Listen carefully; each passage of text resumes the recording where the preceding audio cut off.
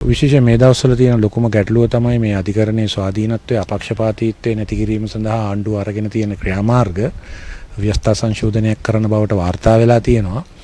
ඒකට එරෙහිව මහජන මතය ඇති කිරීම තමයි අදිෂ්ඨානය. දැන් අද කතා කරපු ප්‍රධානම මාතෘකාව මොකක්ද? ඒක තමයි ප්‍රධාන මාතෘකාව.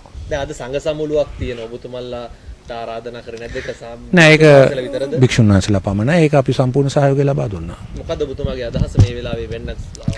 නෑ, ඉතින් මේක වෙලා තියෙන්නේ භික්ෂුන් වහන්සේලා ඉලක්ක කරගෙන භික්ෂුන් වහන්සේලා අතර තියෙන කීප දෙනෙක්ගේ ප්‍රශ්න පදනම් කරගෙන ආණ්ඩුවට පක්ෂපාතී, ආණ්ඩුව විසින් මෙහෙවන, ආණ්ඩුව විසින් අරමුදල් සපයන විවිධ ජනමාධ්‍ය YouTube කරුවන් සහ අනෙක් අය පදනම් කරගෙන සමස්ත භික්ෂු සංස්ථාවට බෞද්ධ සංස්කෘතියට බරපතල ප්‍රහාරයක් දියත් කළා තියෙනවා ආණ්ඩුව.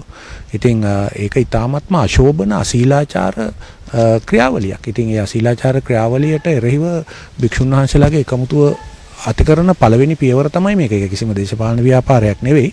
ඒකට අපේ සම්පූර්ණ සහයෝගය පළ වෙනවා. මොකද මේ අශීලාචාර ක්‍රියාවලිය නතර කරන්න ඕන. ජනාධිපතිතුමා එක පැත්තකින් ශිෂ්ටත්වය උසස් සංස්කෘතිය ගැන කතා කරන ගමන් අනිත් පැත්තෙන් ඒ අයගේ අරමුදල් යොදවලා කටයුතු කරන YouTube කරුවන්, ඒ වගේම ජනමාධ්‍ය කරුවන් සහ තවත් අය පදනම් එකහුව වෙලා රටේ බෞද්ධ භික්ෂුන් වහන්සේලාට සමස්තයක් හැටියට පහර දෙනවා. ඒක පරාජය කරන්න ඕන. දැන් මේ දෙවුන්දට පෙරහැර ගැන කතා බහට ලක් වෙනවා. ඇත්තටම ඉතින් මේවා කියන්න කනගාටුයි.